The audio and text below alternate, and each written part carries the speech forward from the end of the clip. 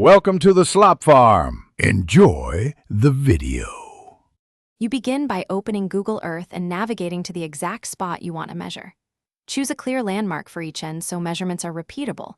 Once done, activate the ruler tool. Pick line for straight distances or path for multiple segments. This choice matters because line gives a single value while path sums segments.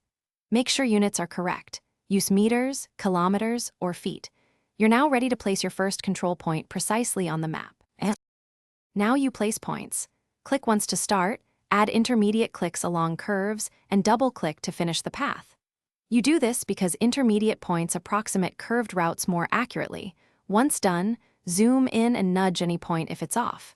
If measuring long distances, enable the geodesic option or compare Great Circle vs Planar results to understand differences. Make sure units match your needs, and watch the live distance readout. Finish by noting the final distance displayed, and if needed, export the path as a KML for documentation or sharing. This preserves exact coordinates so you can reproduce results later.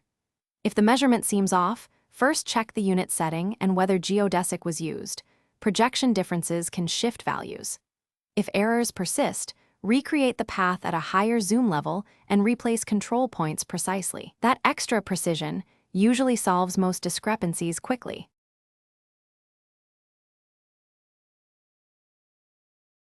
Thanks for watching. Consider subscribing if we helped you today.